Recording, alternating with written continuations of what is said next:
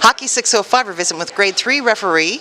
Level 3 referee, Gregg Selberg from Brookings here at the girls varsity tournament. Thanks for joining us, Greg. Oh, you're very welcome. Pleased to do what I can to help your program. Well, we're looking to get the word out about hockey, and one of the things we like to talk about, Greg, is encourage players and other folks to get out and get involved in refereeing the sport of their choice. So what's the path for someone that wants to referee hockey? Well, the path is really quite simple, and we like to start kids really young. We have kids who are 10, 11, 12 years old who have to take a basic exam. It's an open book test, and then they have to go through a 3 or 4 hour seminar, kind of skills positioning situations, and then once they have their patch, their USA hockey certification, they can do younger level games, squirts, and etc. And then each year you progress, you become a level 2 and then ultimately a level 3, and with experience then you get to do the higher level games, JV, varsity, girls and boys. But we are always recruiting young kids because I'm getting up there in age and we need young guys and gals to come up through the program. And I tell them, what a great job when you get to college. You know, to go out on a weekend and be able to ref 3, 4 games and make $100, $200. It's a really nice part-time job, but it's fun. But we start them young, and the biggest problem that we have is the retention. You know, because a young guy or gal that oftentimes some fans think they know the rules better than some people who have read the rule book, and they can get discouraged. So we really try and work hard on retaining those younger skaters. Well, and any referee, you're still human. There are opportunities for mistakes, but we need to take that into account and give them a little slack, right? Right. It's only with experience that you're going to truly, I mean, I believe that in order to be a good official, it helps if you played the game competitively. You can put yourself in situations, but we're going to goof up. You know what? I tell people it wasn't the first time, and I can pretty much assure you it won't be the last time. I only have 2 eyes, and sometimes stuff happens here and here that you can't see, but you know, everybody, I don't know, and that's why I'd like to get Doug Sorensen, our referee-in-chief here, if he hasn't already been with you on, is because I would bet that we have 100 to 200 referees ranging from ages 10. I'm not quite the oldest, but we've got a couple of upper 50s and lower 60s that still do some games. Well, and a great way to stay in shape, plus put a little money in the pocket. It is. I think after this weekend, I think I'll have done 80 games this year, and I like the fact that I get to give my cash card a break in the winter because I never use it, because you know, I do the higher level games primarily. And every week there's another check coming in, so when the kids ask for money or I need something, my bank account doesn't get used quite as often. But we don't do it for the money. I mean, we do it because I do it for the love of hockey. I used to be the varsity coach in Brookings. Then I took some time off when my girls were getting older, and now I've been back for 10 years. But you're exactly right. It gets you out of the house in the winter. It does help keep you in shape, and keeps you in touch with the game. Well, now how long have you been refereeing?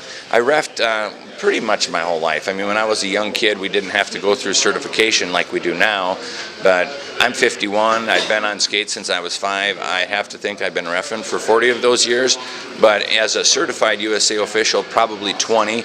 I did 10 years, then I took off a few, raising our daughters, and then I've been back now for 10, and I think there's about at least another 5 or so years-ish on these old bones. Well, I'm sure there is, and I'm sure you've seen some great hockey over those years, and probably seen some changes. What have been the primary changes you've seen in hockey in South Dakota?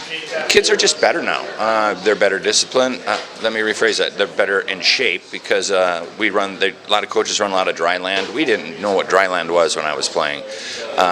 Kids are sometimes more focused. A lot of children today, I'm not a big fan of it. They isolate a sport, and I'm thankful when they pick a sport that I'm involved with, but for example, I had 3 daughters, and I was very thankful that they played a different sport each season. I think what contributes to the growth of our hockey is some kids find out that this is their niche, and then they'll go right from state hockey onto club hockey. And then now most arenas have ice in the summer. And if you're in Sioux Falls, yeah, you guys are getting a big new building, long overdue.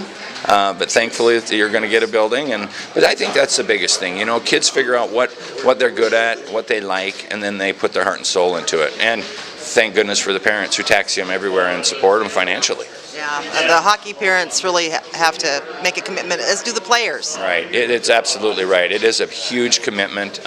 You know, it's not just the cost of your gear, but Sticks are expensive, skate sharpening is expensive, and then every road trip, I mean, you take a family on the road and it's a couple, $200-300. So it's a big commitment on the part of the family. But you know what I've always said, and this goes back to when I was coaching and even traveling around watching my girls play, is that time together in the car with your family.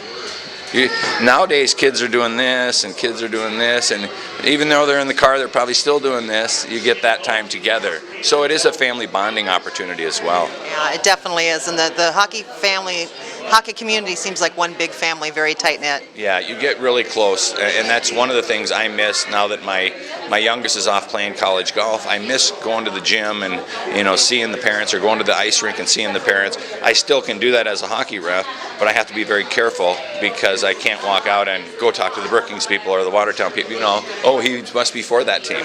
I really don't care who wins. I just like good hockey. I'd hope to never blow my whistle. That means that the game is being played fairly and competitively. Yeah. So, yeah. Well, and speaking of blowing your whistle, we're here at the girls' tournament, and the level of girls' hockey is really impressive. What specifically have you seen changed for the girls? Well, again, it's similar to the boys. It's conditioning. I think, and it's the fact that the girls who are really competitive now had an older sibling that was a pioneer of girls' hockey. And when you're in the rink and you become a rink rat, you want to do it. I could rattle off a few names, but I'm not going to because I'd forget a few names. But, you know, girls are bigger, stronger, faster. And the level of play, I mean, at all 8 of these teams have some real quality individuals. But this evening's games are going to be really special. We've got 4 teams who probably could run 10 girls at you.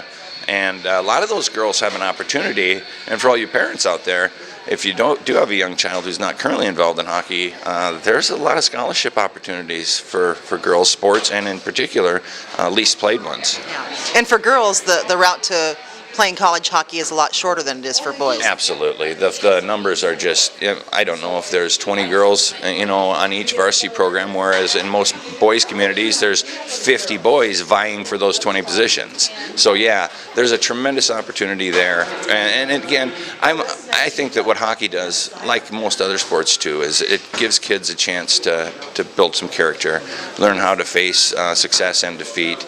But yeah, there's no question, from if I go back 10 years and I take a girls team that won the state championship and I put it on the ice against one of the 4 teams tonight, I don't think it would be much of a game because the depth.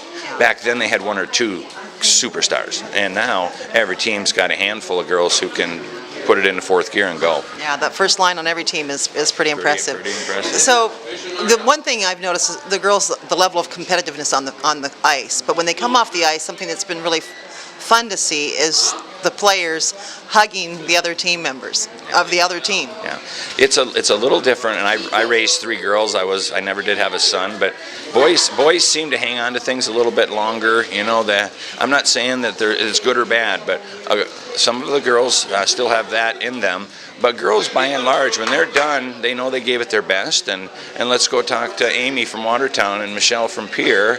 And they probably know each other because they've played on a select team or a traveling team. But no, they leave it all on the ice. They truly do, and they all want to win.